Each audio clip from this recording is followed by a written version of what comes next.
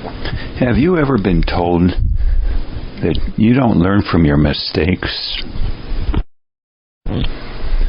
Or do you have a loved one who has lost confidence in you because they say you're never going to be able to get off the dime, you're never going to be able to change, you're never going to be able to be reliable or make money or whatnot?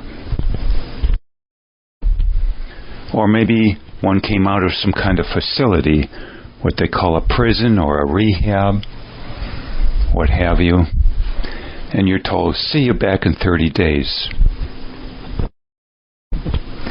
Or you join the ranks of those who say they're in recovery for life, and you don't expect much progress thus. And note the phrase learned helplessness, and are turning so often to the trained professionals, or self-help books written often by trained professionals. Or we turn to our favorite guru channel, favorite talk show host in general, our favorite spiritual leader and favorite religion.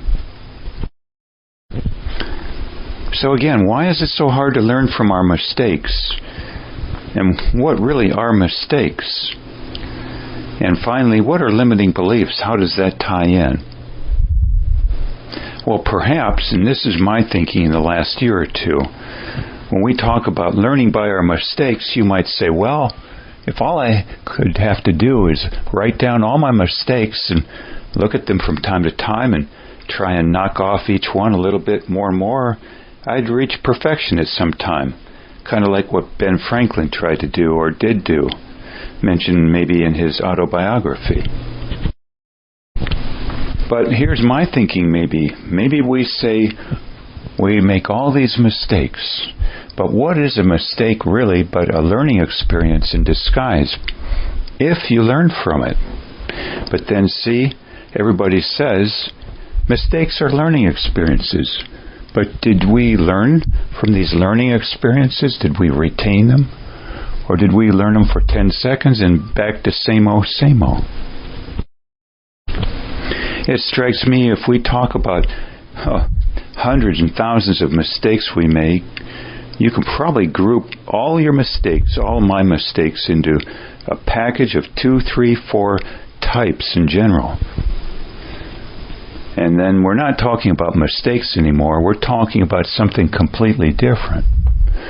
We're talking about either a denial we have or something to that effect pushed upon us so hard that we can't see what's right in front of our face otherwise, or a combination of both, where we might want to believe with wishful thinking a certain way of life we call a delusion or denial these days, or limiting belief. But with marketing so strong, you simply can't ever come to your senses hardly and say that your wishful thinking was probably wishful thinking, a denial. And come to your senses. Now, I've listened extensively to marketing sales videos, and I see a pervasive theme in 2 top individuals. Right up front, they address issues like, is money the root of all evil? And they come out then and say, the more money, the better.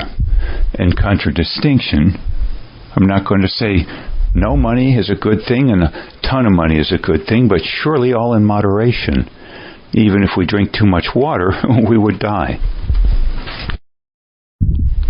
Or if you get too much air, it's called hyperventilating. But at any rate, 2 of these individuals have talked of, right out the gate,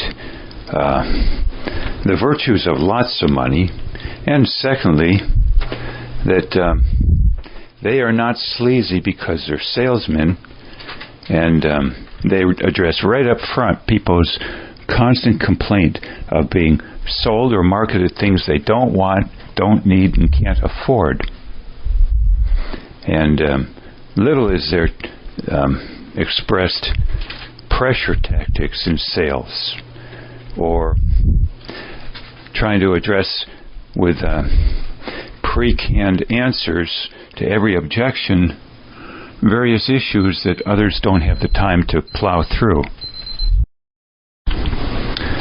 So, of course, what are the forms of marketing? Well, probably much less marketing 200, 300 years ago outside of church and leaders in one's community.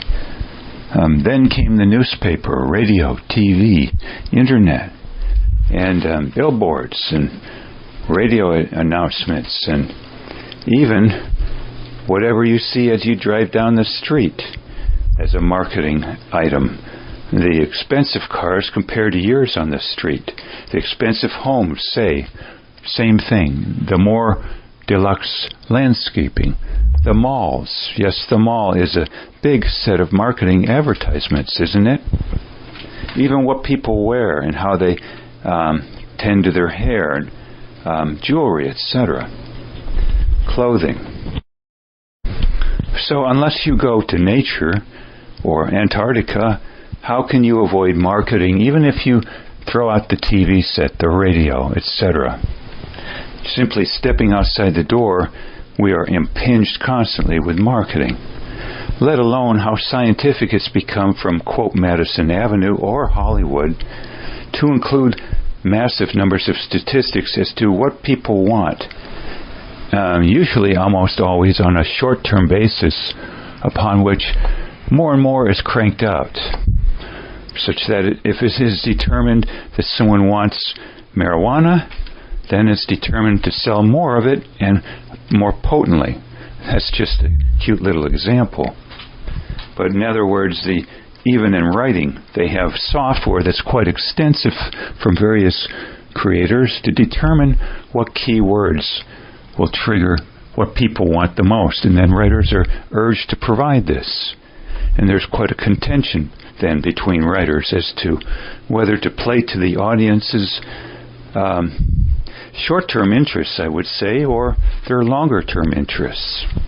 Many trying to do same then, or both, to make money and survive even in the style of living they would like to and where they would like to and how in general. Now, of course, there's not just marketing of products, but marketing of how to make money. You want to make a lot of money? Start a YouTube channel or series of books on how to make money on areas like writing, podcasting, YouTube, etc. Another form of marketing is, in general, to provide people more and more escapes, or help them make more and more money for escapes and power in general. Money providing a lot of power of a certain sort, but not cognitive, I would say, not spiritual, if you will. So, someone has said that we are impinged with some 4,000 or more ads per day. Well, I find that hard to believe, but I know that what I seem to be impinged upon most is whatever you see every 2 seconds when you step out the door, if you're not in nature or on a farm.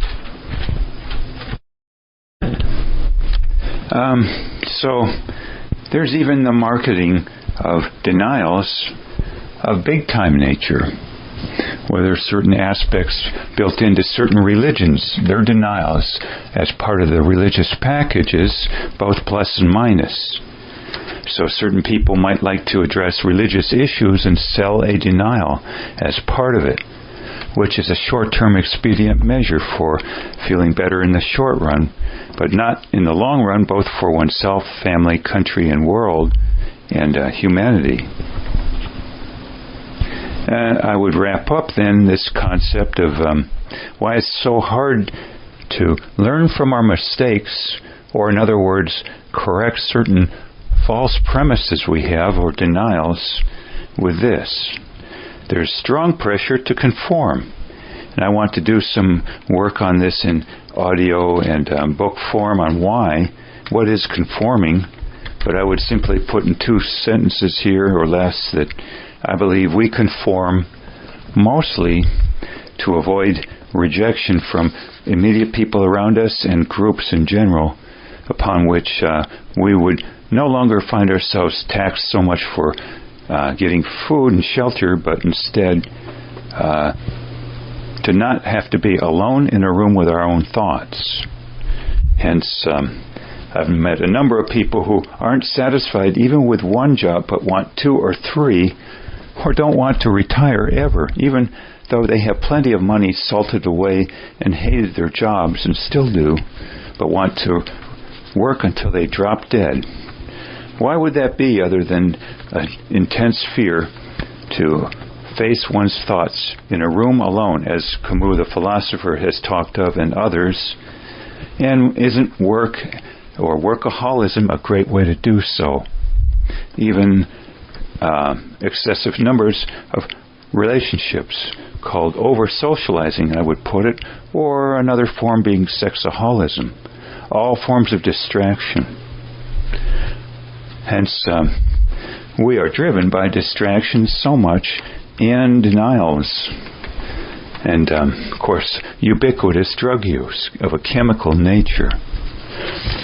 So, no wonder, then, we find it so hard to learn from mistakes, in the sense that our mistakes can probably be grouped into a few key categories that I would call denials or ways of escaping in general, or both.